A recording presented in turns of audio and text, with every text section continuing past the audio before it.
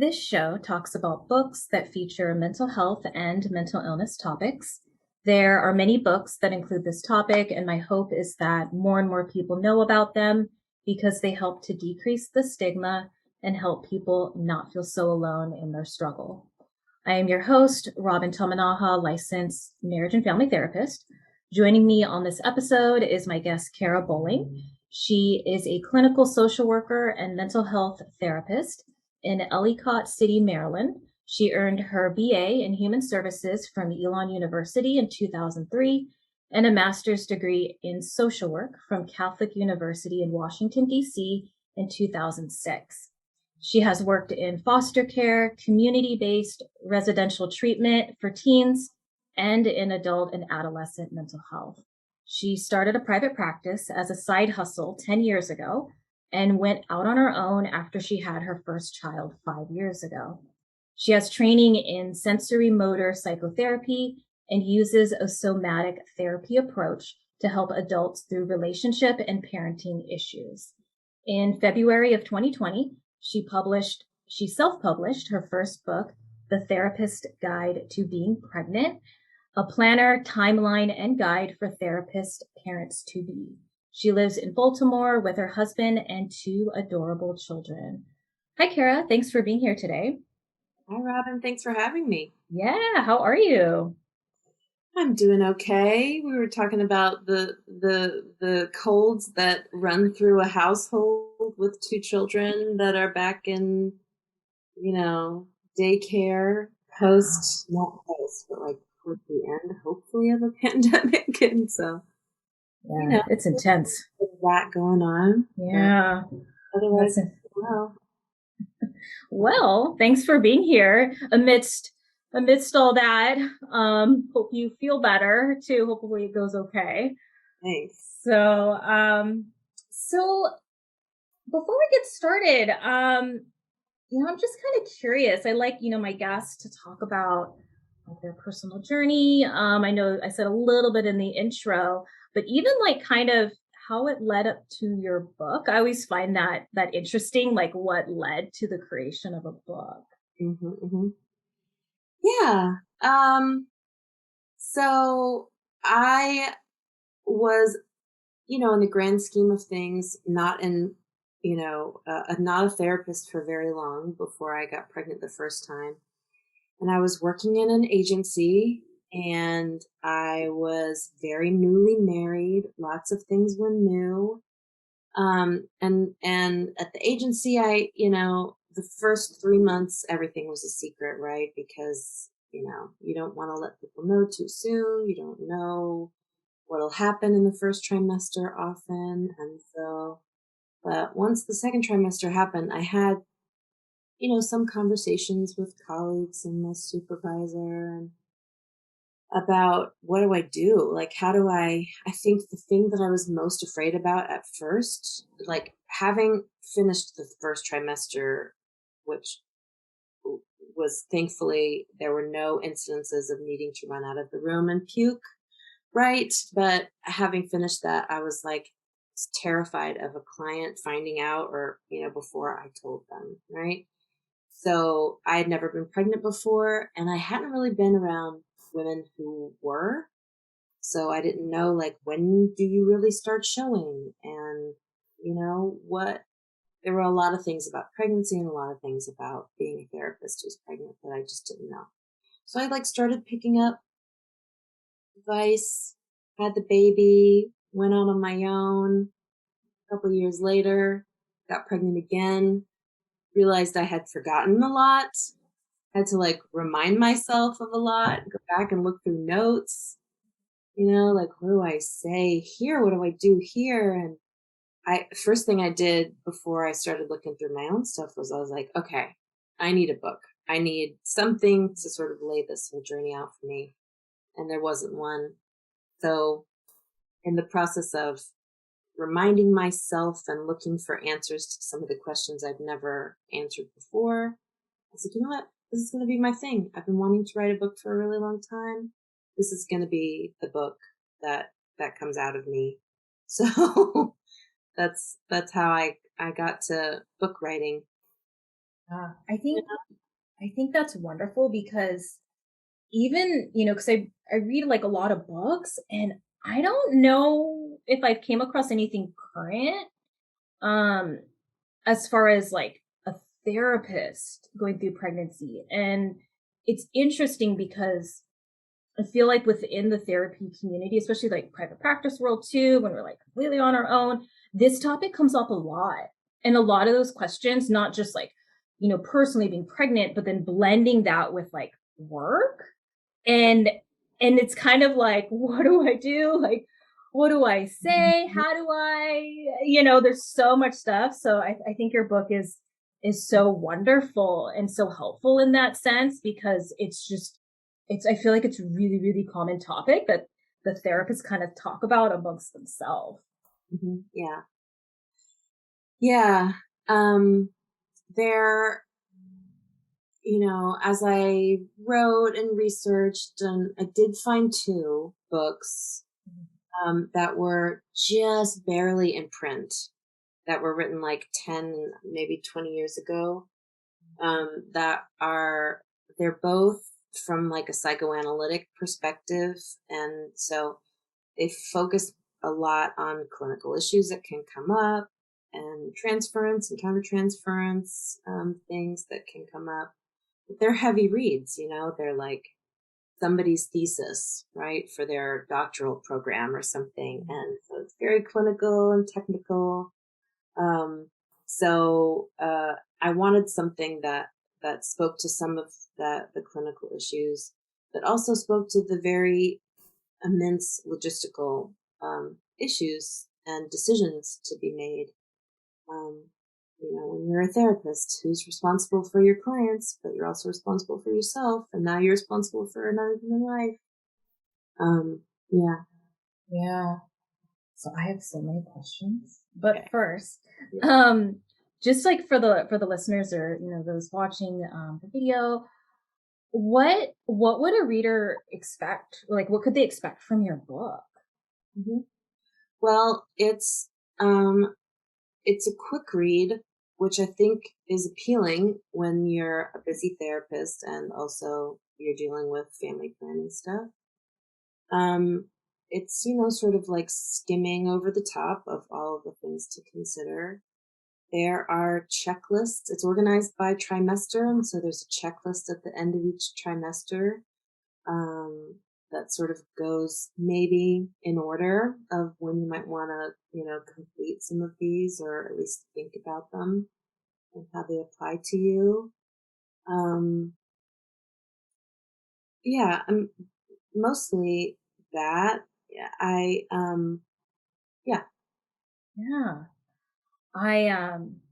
I read your book and I love it. And I think the the application piece too, because like you said, like with those other books, it's kind of more psychoanalytic and like, yeah, there's a lot of talk about like transference, countertransference, but like the application piece Mhm. is like kind of this bridge. I feel like that's an important thing to do when it comes to like, okay, here's the information, but then like, what do I do with this information? And so I love, like you mentioned, like the checklist. And I think I remember like some like reflection questions and different things on there too that were really like cool, like to think about. So that actually being able to put it into practice and you're right, it is like it is a shorter book, but if someone's like balancing everything and then work and then pregnancy and they're tired or they're not feeling well, it's just kind of like just give me the stuff, like give me the things to do, so I think that that too with your book is like wonderful. Well, thank So Yeah. yeah. Yeah, there are spaces for reflection. I think, my whole, the way that I work as a clinician is, very much with a focus on helping clients uncover the wisdom that is already within them, right?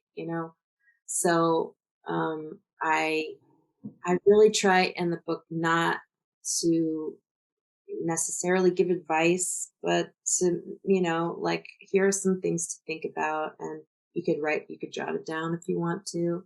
there's also a bit of quirkiness in the book, I hope comes across, there are a lot of little things that just like my style of talking came across and writing it. And so I thought, this will lighten it up too. Hmm. Yeah. Yeah.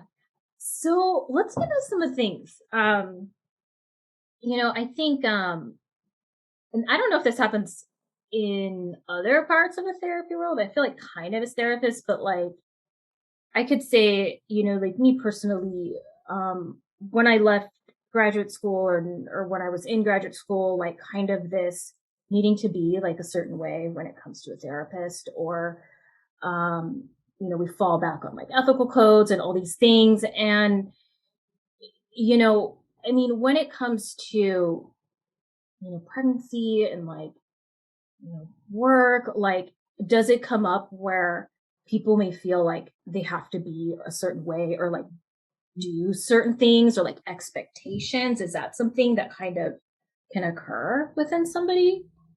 Yeah, I think so. I mean, I think that's one reason why those psychoanalytic books didn't really appeal, or I couldn't really relate to them um, completely, because for example, and my style is, I'm not exactly a blank slate. Some people work that way, and some people do not work that way. And I think we're starting to recognize that you actually don't have to be a blank slate. You need to be an effective therapist.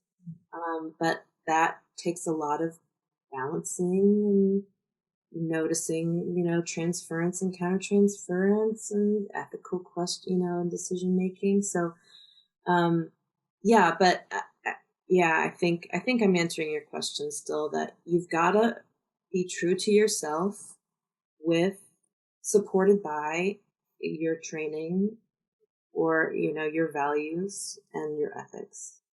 Um, Yeah, yeah. definitely. Definitely.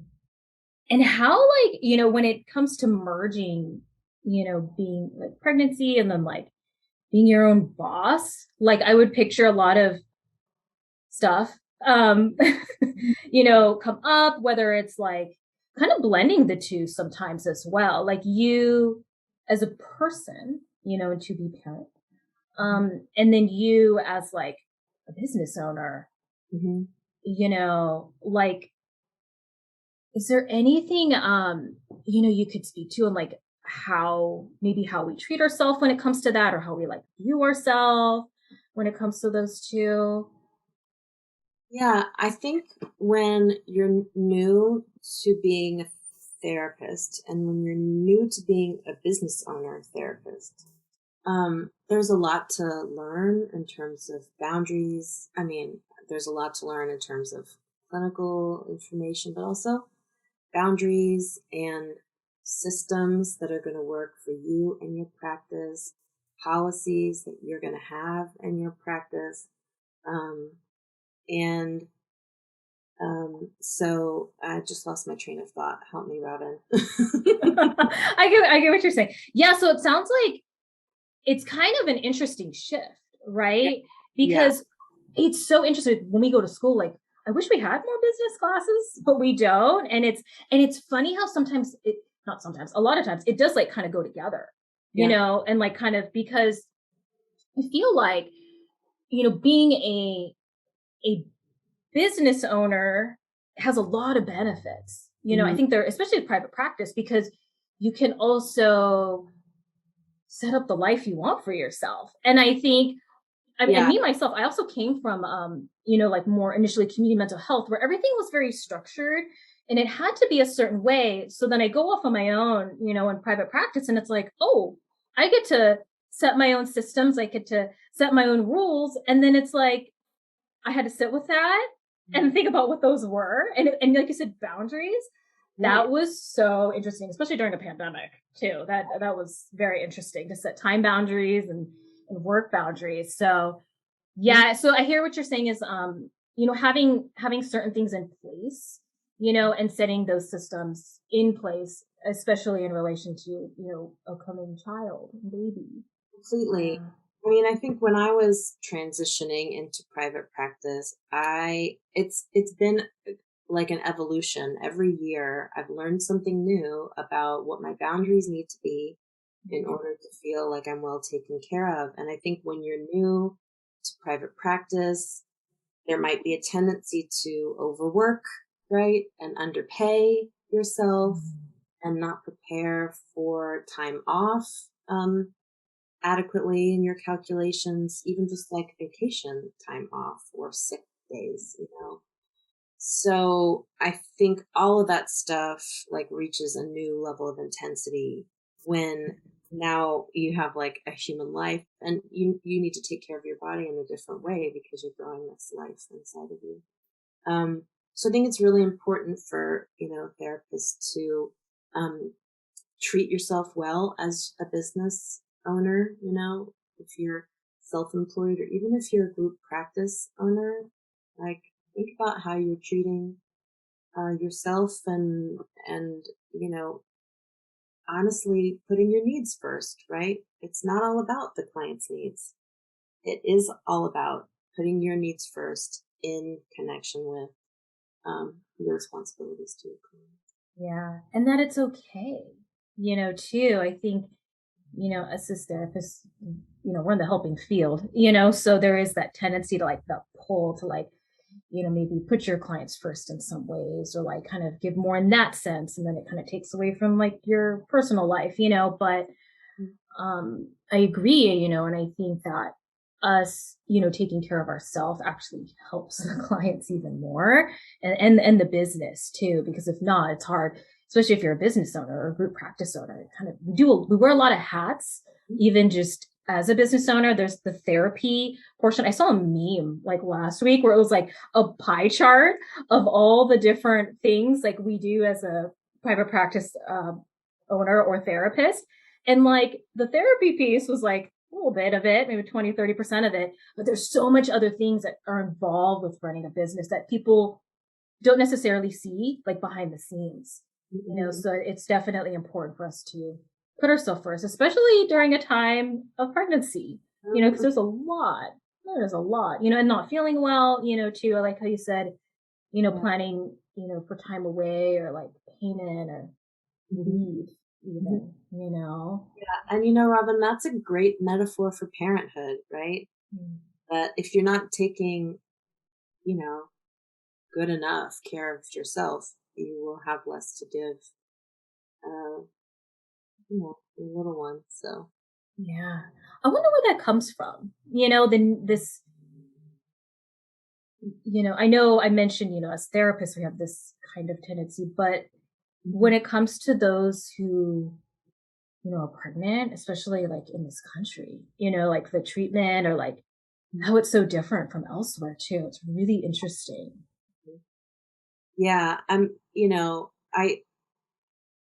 maybe the strongest thing I take a position on in the book, although I still try to err on the side of like a balance and make your own decision. But I think we, I think we don't know what it's like to have a baby, um, and take care of a baby in their fourth trimester, which is outside of the womb, right? It's like 3 months where a baby is in the world and they are really desperate for every ounce of energy and emotional support and food and everything that we can give them. So we don't know what that's like. And there are, you know, policies that we are familiar with, um, do not seem to take into consideration what it's actually like, not only for the baby, a baby, tiny baby in the world, and what is required to keep them well, but also, a woman or a person who has birthed a child and what it takes to recover your body for, after that. 6 weeks is nothing. It's not enough time to heal yourself while you're taking care of a little one. 3 months is honestly barely enough time to take care of a little one while you're healing yourself. Um, Jessie Harold, she's a writer. She's got an Instagram presence. She's writing a book on matrescence. Matrescence is like this emerging, there's an awareness of how the transition to parenthood is a lot like adolescence, and it can take 2 to 3 years. You know what I mean? Um, I couldn't tell you what all the policies are around the world, but I know there are some out there that are at least a year of, you know, care of time that you can spend with your family, supported by, financial components, so you can take care of yourself and your responsibilities. And we just don't have that here in this country. What a difference. Yeah, we have a long way to go. Yeah, we do. Long, long way to go. Yeah, and I know I'm a little bit out of the loop of my advocacy, but I know there's something in whatever Congress is discussing about, parental leave policies, and I have this feeling from what I've been seeing that we're not going to get that next step closer to what we need.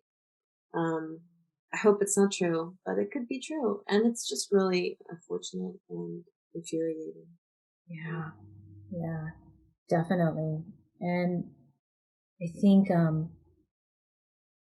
especially if like you're a business owner too as a therapist, it's kind of like redoing the wheel, in a way. Like that's like the huge advantage is like you get to create the systems, and then, hopefully with enough people, also doing that, kind of creates this new way of being. Um, yeah, I really wish it was recognized more, like, like you said, like a day in the life, a week in the life, a month in the life, and everything. And I think, unfortunately, yeah, it's very unknown, or not talked about maybe even as much as it could be, Yeah, and how helpful that would be. like we want to see Kate Middleton walking out of the hospital hours after she delivered one of her children, looking perfectly put together, not swollen, not tired, made up, hair done.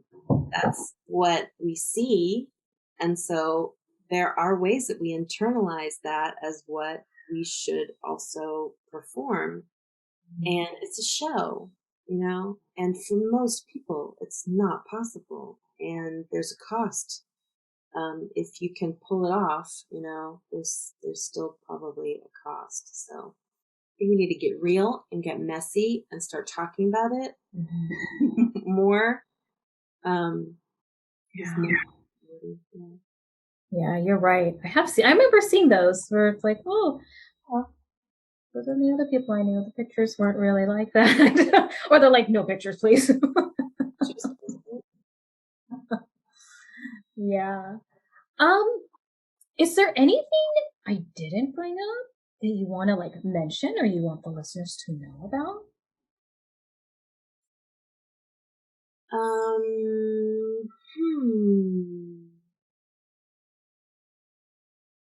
I can't think of anything Okay. off the top of my head. I mean, if I were to sum it all up, I would say take care of yourself and set up your business and afford a maternity leave or parental leave. That, you know, if you take 4 months off and you decide you're ready to go back into, great, fine. But at least you've sort of given yourself, be prepared for, what you might need. Mm-hmm. Yeah. You mentioned like kind of like the financial component, like of that, like that preparation. Mm-hmm. What does that usually look like? Like what's kind of, I know it's touched on in your book, but like kind of how to game plan that. Yeah. I think it's probably looks very different based on where you are in your practice building. Mm-hmm. You already have an established practice where your fees, where, you're full, whatever that means for you. where your fees are adequate for your cost of living. It probably looks very different than someone who's just kind of starting out, and then there's pregnant. It also probably looks different if you can rely on a spouse for some, income and financial support versus if you're doing it on your own. But whatever your circumstances, if you need to take more clients who are not, if you need to not accept insurance, that's okay. If you need to raise your fee, that's okay. If you have income, I don't know, it looks like savings, it looks like adjusting fees, it looks like cutting back on expenses, so that you are saved up for however much time you think you might want to take off, so that you don't have to worry about it. Yeah. So it sounds like there's like many options, which is kind of nice, actually. Mm-hmm. It doesn't have to be one answer. It can be multiple or a blend. Yeah. Yeah. I'm glad you mentioned like fee raising too, because that's sometimes like a tricky one, but yeah, we have a hard time with that because we want to be helpful to people. And I mean that we could talk about that for another podcast episode, I think. Like, why we have such a hard time with fees and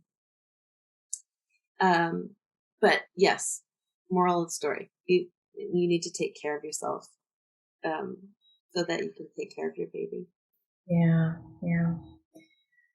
So where could people get your book? So they can find the book on my website, karabolling.com/book.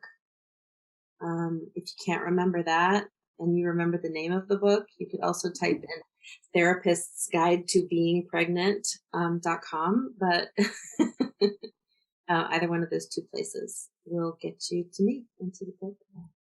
I'll put that in the show notes and then also on the website too, so people could just easily click on it. And I think you're on Facebook and Instagram too, right?